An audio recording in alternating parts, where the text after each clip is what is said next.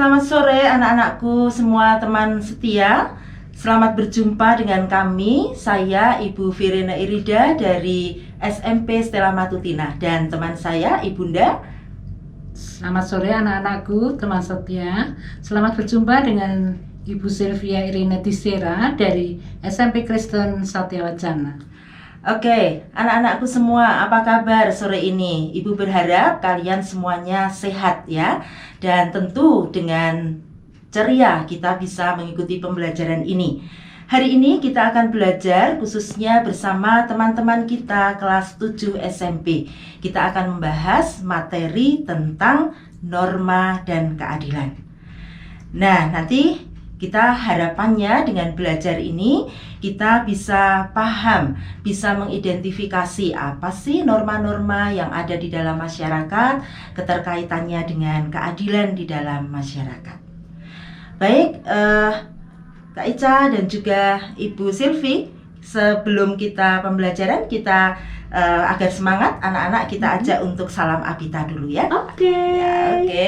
Anak-anak semuanya sudah siap? Berdiri juga boleh ya. Boleh, Kita berdiri, salam Abita. Semoga semuanya masih ingat walaupun lama tidak ada pembelajaran tatap muka. Ya.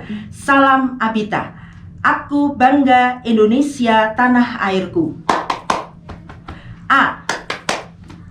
B. Ta. Merah putih. Merah putih ya. Indonesia jaya. Abita, Abita, Abita. Ya, ya, ya. Oke. Ya. Mau sekali lagi, Bu? Oh, boleh. Iya, sekali Bu lagi. Sylvia Ya. juga boleh ya. Sama-sama ya, Bu. Ya, biar Biar rame ya, semangat ya. semangat ya. Yuk Boleh. semuanya sekali lagi ya, anak-anakku semuanya. Salam Abita. Aku bangga Indonesia tanah airku. A. B. Ta. Merah putih, merah putih, ya. Indonesia jaya. Abita, Abita, Abita. Ya, ya, ya. Yeay. Ya, salam Oke. ini untuk semangat kita ya, Kak Ica dan juga Bu Silvi. Dan kenapa setiap kali pembelajaran PKN selalu Ibu mulai dengan salam Abita? Ini untuk mengingatkan bahwa kita semuanya itu adalah bagian dari Indonesia. Indonesia yang sudah memberikan tempat pada kita untuk bisa hidup dan bersosialisasi. Maka kita harus bangga. Sebagai bangsa Indonesia. Oke. Ya, selanjutnya apa sih yang akan kita pelajari, Bu Silvi? Ya, sekarang kita akan mempersiapkan apa yang harus kita pelajari. Untuk kali ini ada 3 bagian yang akan kita pelajari. Apa itu norma dan perlunya norma. Oke, itu yang pertama ya, Bunda Ya, ya. yang kedua, jenis-jenis norma dan isinya. Yang ketiga, bagaimana mewujudkan keadilan melalui norma. Kita kembali dalam pembelajaran ya. Tadi sudah disampaikan ada 3 bagian. Kita mau masuk pada bagian pertama dulu ya. Yang pertama itu adalah pengertian norma. Apa sih norma itu? Atau kalau orang menyebut itu sebagai peraturan, boleh. Boleh. Nah, norma itu sebenarnya berasal dari bahasa Belanda, yaitu norm. Artinya patokan atau pedoman, kaidah. Maka norma bisa diartikan adalah aturan atau kaidah yang menjadi petunjuk dan pedoman manusia dalam bertindak dan bertingkah laku dalam kehidupan di masyarakat. Tentu karena kita hidup di tengah masyarakat, baik itu masyarakat keluarga, masyarakat sekitar kita, kalau di sekolah ya masyarakat sekolah, tempat bekerja dan lain sebagainya. Kita ketemu dengan banyak orang. Nah, dalam interaksi, dalam pertemuan dengan banyak orang itu kita perlu yang namanya peraturan. Jadi ada petunjuk yang bisa mengarahkan kita apa yang sebaiknya kita lakukan. Secara singkat, pengertian norma adalah itu. Nah, kemudian kalau ada pertanyaan, apakah norma itu diperlukan? Nah, diperlukan nggak Bunda Silvi nih? Iya. Anak-anak tadi sudah dijelaskan oleh Ibu Virin tentang pengertian norma. Nah, selanjutnya saya akan menyampaikan pada kalian apakah norma itu penting? Apa diperlukan di dalam kehidupan kalian? Kalau menurut kalian bagaimana? Penting atau tidak? Tentu jawabannya penting, bahkan Iya, mungkin penting. sangat penting. Betul. Nah, kehidupan di masyarakat sangat berhubungan dengan banyak orang. Kita selalu bertemu dengan banyak orang yang masing-masing mempunyai kepentingan yang berbeda. Dalam keluarga pun juga begitu ya, Ya, Bunda ya. tidak hanya di keluarga, di masyarakat, ya, di lingkungan yang lain juga kita membutuhkan itu norma. Kehidupan di masyarakat sangat berhubungan dengan banyak orang yang masing-masing punya kepentingan yang berbeda. Kita bisa bayangkan bagaimana kehidupan sekitar kita jika tidak ada norma atau peraturan. Kalian bisa membayangkan itu pasti akan kacau, ya. Iya, betul. Kalau anak-anak sekarang bilang krempong begitu ya, Ah, banyak perselisihan, Amburadul. berantakan, amburadul ya, ambiar. Nah.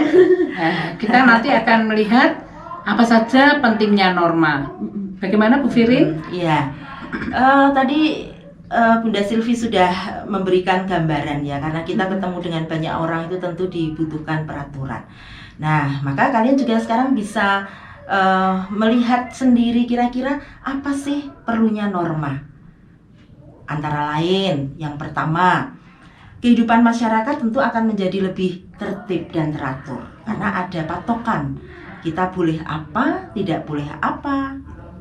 Lalu yang kedua, Ya, kita juga dapat menghindari benturan kepentingan di dalam masyarakat karena betul itu banyak sekali. Iya, setiap orang kan punya kepentingan yang berbeda-beda.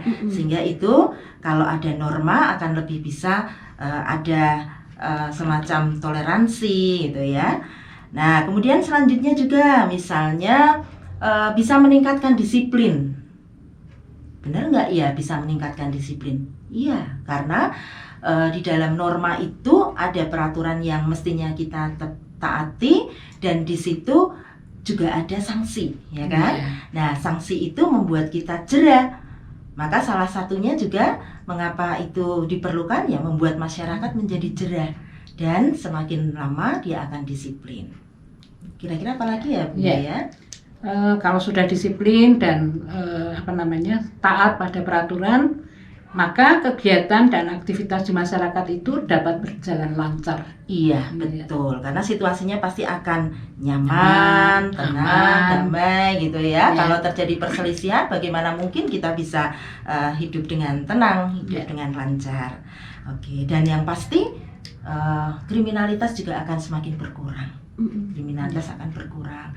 Lalu ada rasa saling menghormati dan menghargai satu sama lain. Bisa bertenggang rasa. Iya, betul. Sekalipun sekarang ini kita ini masa pandemi, orang jarang bertemu dengan orang lain secara fisik, tetapi toleransi, saling menghargai, disiplin tetap bisa kita wujudkan walaupun secara online, secara daring. Seperti misalnya sore hari ini.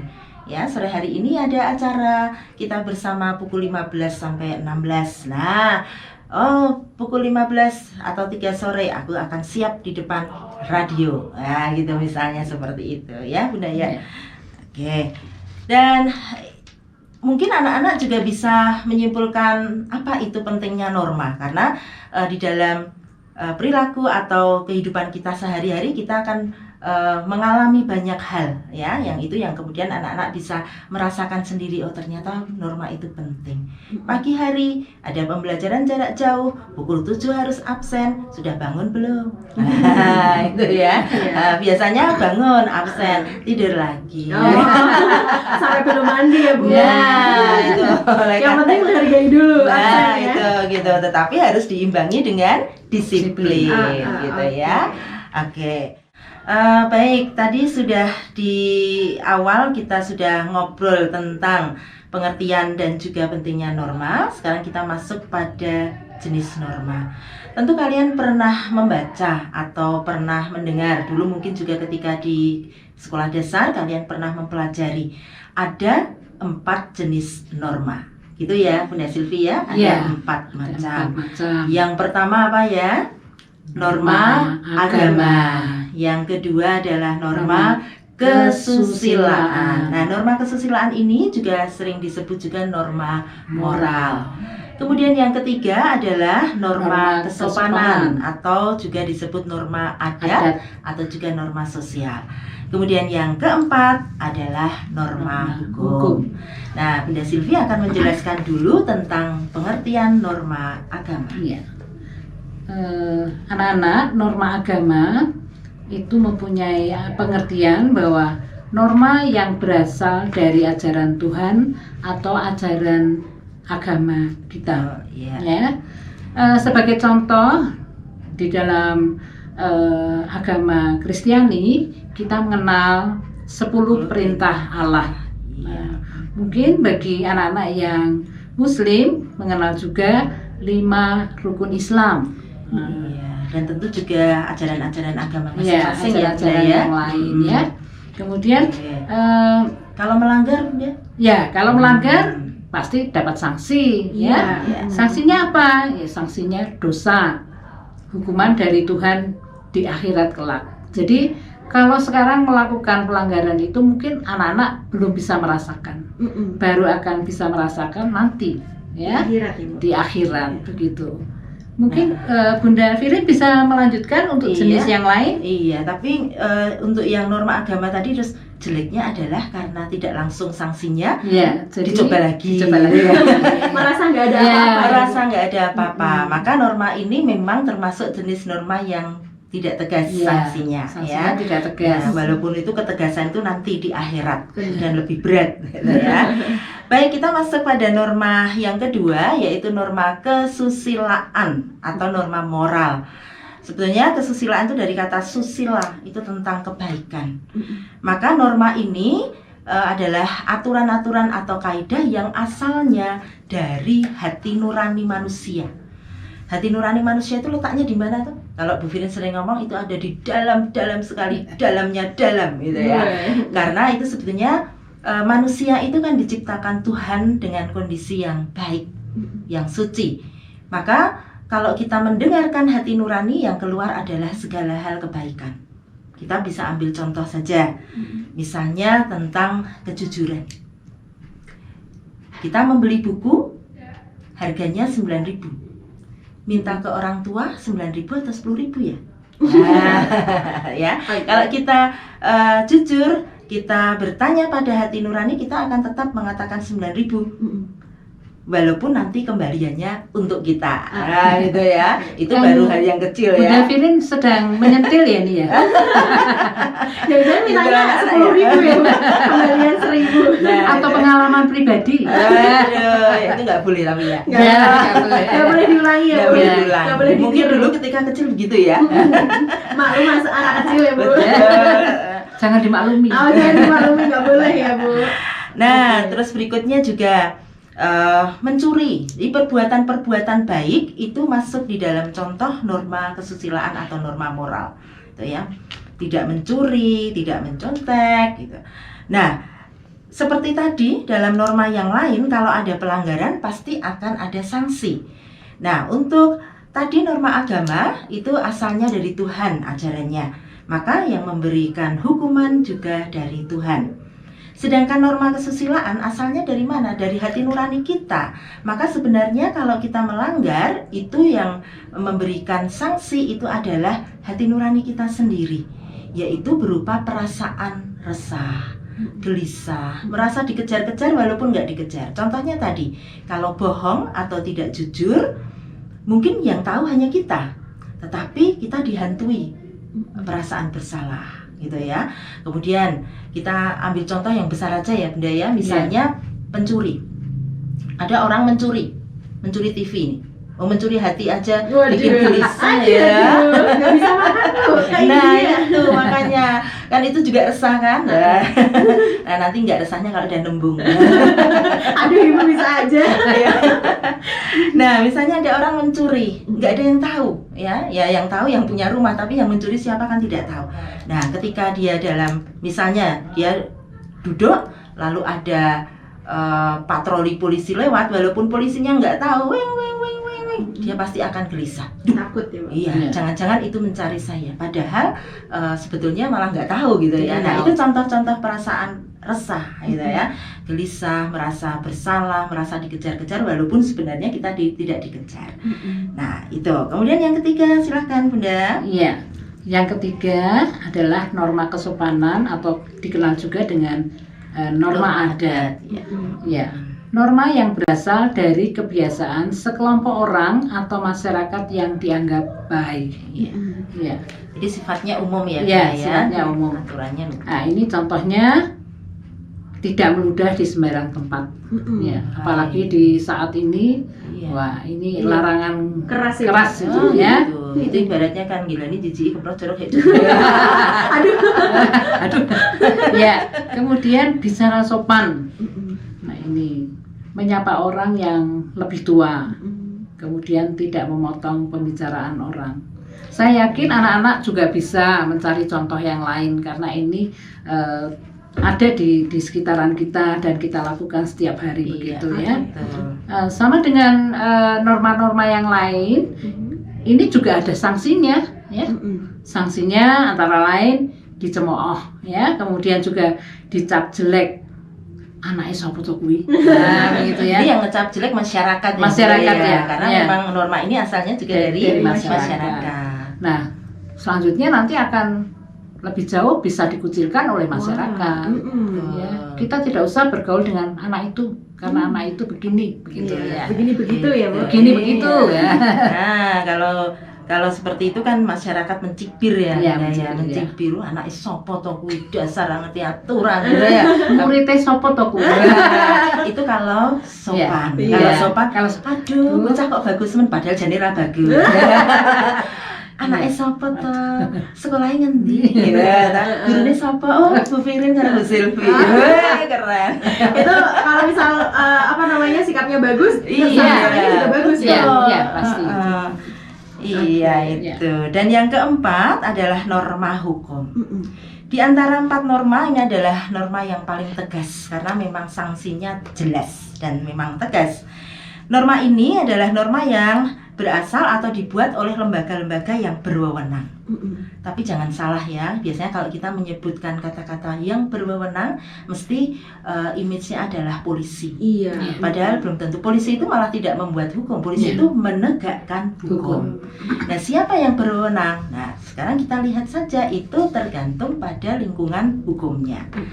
Misalnya, lingkungan yang paling sempit adalah lingkungan keluarga. Siapa yang berwenang membuat hukum?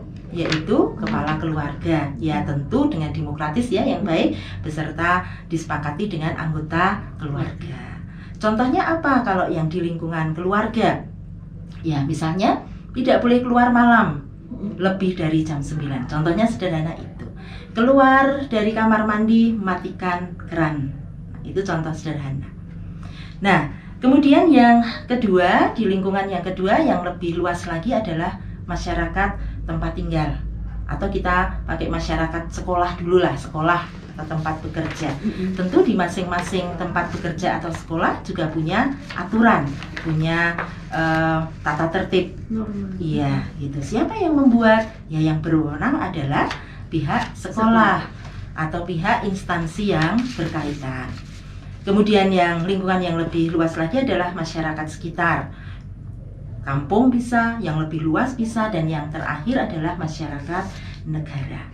Itu pun ada sanksinya. Tentu sanksi itu juga dibuat oleh mereka yang berwenang tadi. Kalau hukum negara secara umum ada 4 ya, yaitu ada hukuman denda, penjara, kurungan, dan hukuman mati. Tentu semuanya disesuaikan dengan pelanggarannya atau kejahatan yang dilakukan.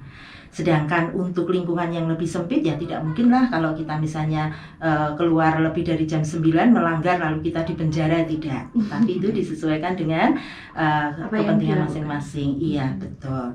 Nah, itu kemudian contohnya apa ya? Tadi aturan-aturan yang dalam keluarga, tata tertib sekolah. Kalau di dalam masyarakat negara itu kan ada undang-undang, ada peraturan pemerintah, kemudian ada undang-undang lalu lintas, itu juga termasuk bagiannya ya, dan lain sebagainya.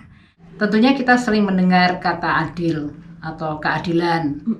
Nah, apa itu keadilan? Keadilan adalah keadaan di mana ada keseimbangan, tidak berat sebelah. Maka keadilan bisa diartikan menempatkan segala sesuatu di tengah, tidak memihak, tidak pilih kasih, tidak sewenang-wenang. Ada keadilan hukum dan ada keadilan sosial. Keadilan hukum artinya yang bersalah mendapatkan sanksi atau hukuman setimpal dengan perbuatannya, dan yang tidak melanggar tidak dihukum atau mendapat penghargaan atau reward. Nah, sedangkan keadilan sosial adalah melaksanakan kewajiban dan menerima haknya. Nah, berarti kalau Ya. anak-anak ini sudah membantu orang tua, kemudian dapat uang untuk beli kuota, Ya. itu keadilan sosial ya Bunda ya. Keadilan. Bagi seluruh ya Bu. Nah, makanya anak-anak ini harus bantu orang tua juga ya. Membantu itu salah satunya dengan disiplin, ya kan Bunda ya? Iya. Nah, oke. Kan banyak di rumah sekarang. Betul. Kayaknya ya. kalau apa namanya ini ya, kalau membantu orang tua tuh rasanya orang tua tuh seneng banget. Aduh, anakku rajin nih gitu. Udah nanti tak kasih duit gitu kan. Ya, betul. Pengalaman pribadi Kak Ica? Nah, bener Bu, kuota Bu. Nah, lalu apa kaitannya ini dengan norma? Ya, apa yang disampaikan tadi, keadilan, keadaan yang seimbang, yang tidak memihak. Tadi ada keadilan hukum, ada keadilan sosial. Dalam kehidupan kita di tengah masyarakat maupun dalam keluarga, tentu kita banyak menjumpai beberapa kejadian gitu ya. Nah, kalau kita melaksanakan norma, melaksanakan segala sesuatunya itu sesuai dengan ketentuan, itu sebenarnya kita juga sudah mengarah kepada keadilan. Ya. Misalnya tadi ya, kalau kalian anak-anakku semuanya mendapatkan uang jajan. Kalau sekarang nggak jajan ya, kita sekarang belinya kuota.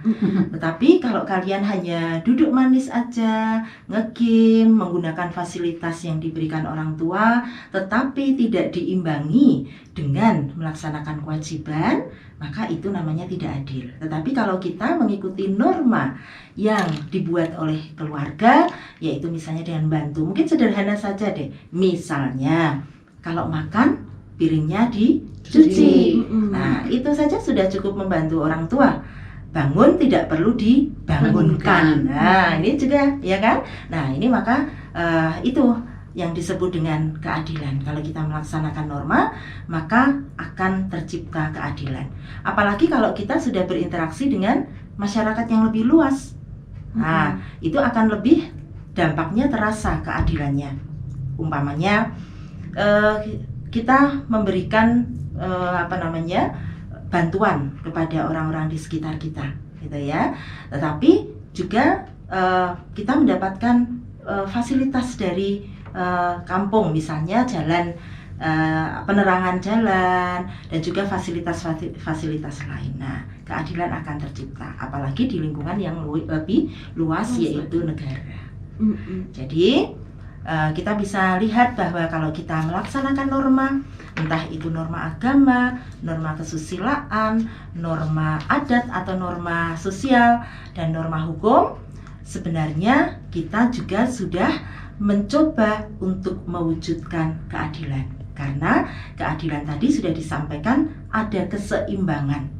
Di dalam kehidupan masyarakat tidak jomplang istilahnya gitu ya, tetapi ada keseimbangan antara hak dan kewajiban, antara yang harus dilakukan dengan apa yang diterima. Gitu Kak Ica. Siap. Dan tercipta kehidupan yang aman, tentram, damai, sejahtera. Oke, seperti itu. Nah, itu tadi ya ternyata bagaimana udah dibeberkan mewujudkan keadilan itu seperti apa. Nah, tadi ada pertanyaan nih Bu. Iya. Saya ulangi lagi ya Bu ya untuk pertanyaannya. Ini tadi dari Mas Rafael Panji dari SMP Stella Matutina. Iya. Nah, ini Bu, kalau misalkan kita sudah mentaati norma yang berlaku di sekolah, lalu teman kita itu ada yang melanggar norma tersebut. Nah, di saat kita mengingatkan, teman itu malah marah. Apa yang sebaiknya kita lakukan? Iya. Menarik sekali nih ya. Sebenarnya seperti yang dijelaskan tadi, di masing-masing sekolah mempunyai peraturan, peraturan tata tertib. Ya tentunya kalau sesama teman tidak bisa tidak bisa mengingatkan, ya sudah diserahkan ke pihak sekolah, dan dari sekolah pun sudah ada tata tertib dan itu diberlakukan untuk anak Semua yang siswa, ya. melanggar begitu.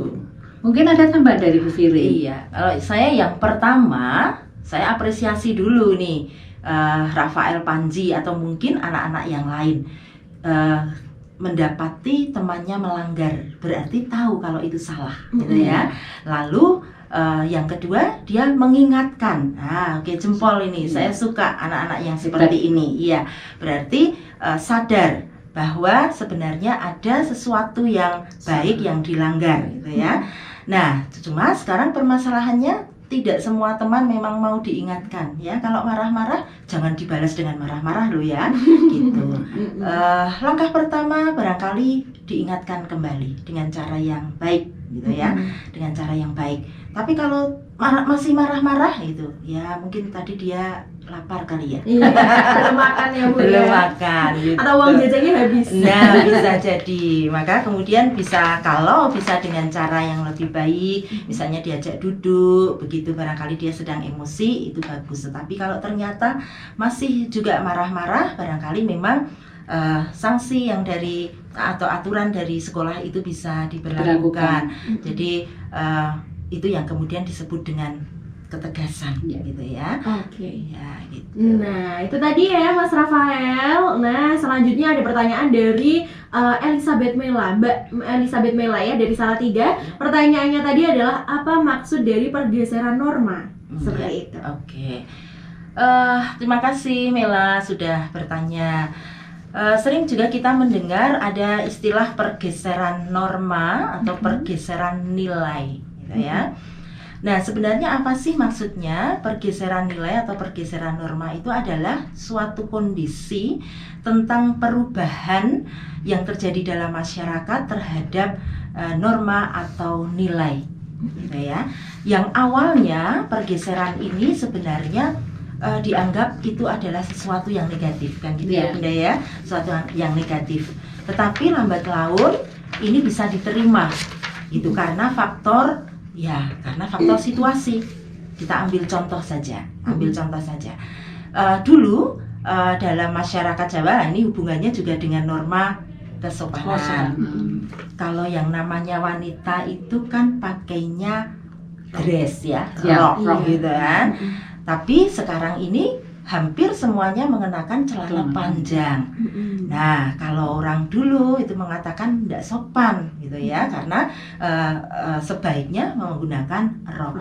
Tetapi dalam situasi yang sekarang, misalnya para guru menggunakan celana panjang karena memang pembelajarannya juga situasinya mungkin membutuhkan gerak yang lebih luas sehingga membutuhkan pakaian yang lebih mendukung, gitu. Nah, sehingga ini tetap bisa diterima. Kalau dulu dikatakan nggak sopan, sekarang jadi itu bukannya tidak sopan, tapi itu ada sedikit pergeseran. Contoh lain misalnya, dulu orang kalau akan mengundang untuk rapat, untuk pertemuan, menggunakan kertas undangan yang diberikan, ketok pintu, ketemu dengan orangnya, gitu. Kemudian karena situasi diketok-ketok nggak bisa, nggak ada yang keluar, kemudian diselipkan. Nah, kemudian sekarang bergeser lagi dengan pakai WhatsApp, media sosial, gitu. Apakah itu kemudian salah? Tentu tidak. Itu yang disebut dengan bergeser. Jadi ada makna yang bergeser, nilai yang bergeser, gitu. Diambil praktisnya. Apalagi sekarang juga zaman semakin modern ya Bu ya. Yang dulunya kalau misal mau mengundang pakai surat kayak gitu. Sekarang udah ada WhatsApp ya Bu ya. Cuma modal kuota aja. Tetap dengan catatan ya harus ada aturannya ya. Jadi misalnya kalau mau mengundang orang, sapaannya juga harus tepat, kemudian salamnya, gitu ya. Kepada siapa kita mengirimkan pesan, kepada orang yang lebih tua, tentu juga harus bahasa tulisnya juga tetap harus diperhatikan. Oke, siap. Nah, ini ada satu pertanyaan lagi nih Bu. Ini dari Mas Dava. Ini dari SMP Muhammadiyah Plus. Apakah di sekolah itu ada norma hukum Ibu? Ada. Hmm. Jadi di sekolah itu memang ada norma hukum. Seperti tadi sudah saya sampaikan, norma hukum itu adalah norma yang dibuat oleh lembaga yang berwenang. Yang berwenang siapa itu tergantung pada lingkungannya. Salah satu lingkungan itu adalah sekolah. Maka setiap sekolah itu punya yang namanya norma hukum yang disebut dengan tata tertib. Oke, Gitu. seperti Iya, itu. Mas Dava.